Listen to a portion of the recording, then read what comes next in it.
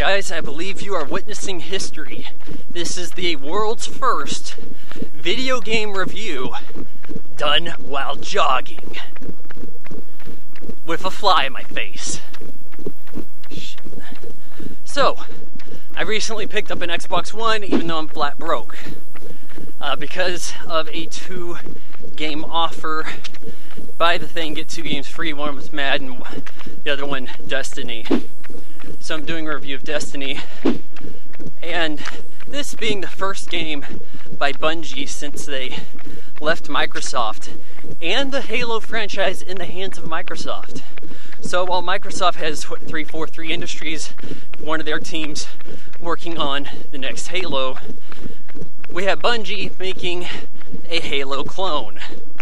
Destiny takes place within our solar system, but in the future. I believe some kind of orb has traveled here. They call it the Traveler. Yeah, you're going to hear a lot of terms that sound like they come from the Bungie universe. A lot of "the" attached to these very stoic nouns. So it made life a lot better through the Traveler. I'm not even sure how this happened, but they just kind of explained it at the beginning. We expanded, set up places on like Venus and all this stuff. Great cities. And so with cities elsewhere, Mars, the moon, whatnot. Human lifespan. People, everything's going good, and then the Traveler's enemies show up, declare war on us. You play a Guardian, and you get to choose your character's face, all this stuff, male, female, what kind of race. You get to be, goddamn, you get to be a human, a mechanical creature, I think it's called an XO, and some kind of alien, a friendly one, though with aqua skin. You get to choose your class. I chose Titan. I guess that's synonymous with Spartan. There's the Hunter, something with a hood. And then there's some kind of, I think it's Warlock, like you have magic. Now, here's the problem. As far as the campaign goes, you play the story mode in a very loose manner. You hop around from any mission you want. There's this thing called a ghost that flies along with you. It's basically standing in for Katana. Has a male voice. I paid almost no attention to it. I do know this. Having to push the back button, or formerly known as the back button, to see your checkpoint is a pain in the ass. I do like some of the new features here. Being able to essentially have a jetpack without equipping a jetpack is nice. Being able to pull up the speeder from Return of the Jedi on a whim, not bad. Helps you get along. I guess you're going to need that because it's not really action-packed until you get to the points that revolve around fighting. Now this is online only, so you go in, you have to be up on the server, and you can have as many as 2 friends with you, or you'll get paired with somebody fairly efficiently, at random. And actually that's good because people don't have to think about heading out. They just jump in, and most people are willing to play with you, though you find a lot of them don't have mics because there's no talking in the hub world called the Tower. Yeah, you actually have to be in a party to talk with anybody. I believe they're revisiting this with an update. You head down to the planet, do some missions. I like how there are actually boss fights, and there's even a playlist that sets you up in the missions that have boss fights. Is it a rich story? No, and this is coming from somebody who thinks that Halo 2 is the greatest game ever made, and it didn't have a rich story, but at least it kind of split the narrative up in an interesting manner, because you got to play as somebody other than Master Chief, and a lot of people didn't like that, but hey, I thought it was fairly exciting and unexpected. In this, I mean, your character really has no backstory because everybody's just created, so it's not rich. People are showing up. There's something called the Awoken. There's a faction called the Fallen. They stand in for, oh man, what are those little buggers from Halo that can't shoot at you? Those guys. Yeah, I mean, like, there's a lot of things here that just scream Halo ripoff, but from the team that brought you Halo. Does it look entirely next gen, or rather current gen? Hard to say. I think in some ways it's scaled back. Faces don't look so great. It's a little cartoony right there. But hey, Bungie's other games didn't have entirely realistic humans either. Where it does look strong is in the effects, lighting, textures look alright unless you get right up on the nose of a few of them. Space is kind of cool.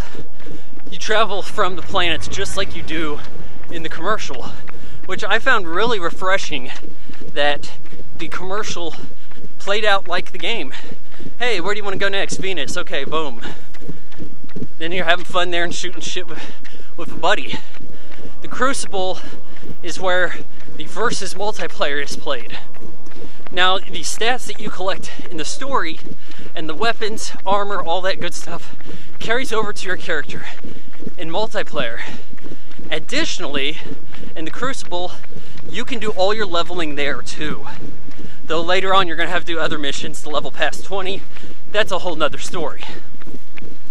So, I do like how you can work a character and stick with them, really not being penalized like, oh, well, I'm not strong enough, I can't go into multiplayer. Well, yeah, early on, it's going to be a problem because if you don't have a heavy weapon, you're screwed.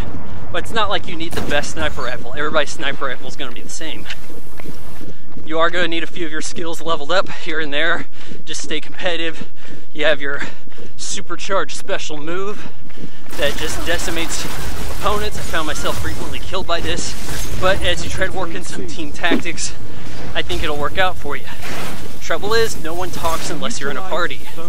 Played plenty of hours, never encountered anyone with a mic that wasn't already on my friends list. Are the competitive maps interesting? No, they all feel very similar. A little bit of debris here and there, but you're making a circle around a map. Nothing real tricky, not a lot of out of bounds areas, fairly straightforward, and the game types are a little too amateur. Yeah, you got your Slayer, Team Slayer, and territories. Maybe I haven't unlocked a capture the flag yet, maybe I haven't unlocked a big team battle yet. I'd kind of like to see a little bit more. This is supposed to be next gen, Bungie. And hell, if I haven't unlocked it yet, then I feel bad for anybody that rented it and already put it away. I found it very awesome how I go and start up a mission, and my experience the first time out, I'm starting up a simple mission, and I see guys on the other side of the map. And I'm thinking, oh shit, that's my team, I gotta go help them. Boy, was I mistaken. They're carrying out their same mission. They're carrying out their mission at the same time I'm doing mine, and it's completely unrelated. So I'm just going and assisting them and getting further away from my objective. I've never actually seen this done in a shooter before. You guys correct me if it's been done before, but do other people play missions alongside you, though separate like that? I mean, I'd always thought that if there was another player in a mission, they were there with me. I guess it's more like the mall. You're not dating every girl at the mall because some of them are underage. I don't believe that the multiplayer is going to tide me over for a very long time, maybe through the holiday season at best. It's just not that rich of an experience, nor am I having that much fun in the verses. So, Destiny, as reviewed on the Xbox One, the world's first jogging video game review, I give it an 8.0 out of 10. I will be starting some Twitch streaming. No idea how to do any of that. I haven't set it up yet or any of that stuff. But I can tell you this much. My first big Twitch experience, I'm going to try to do a blind Let's Play of Alien Isolation. See you guys next time.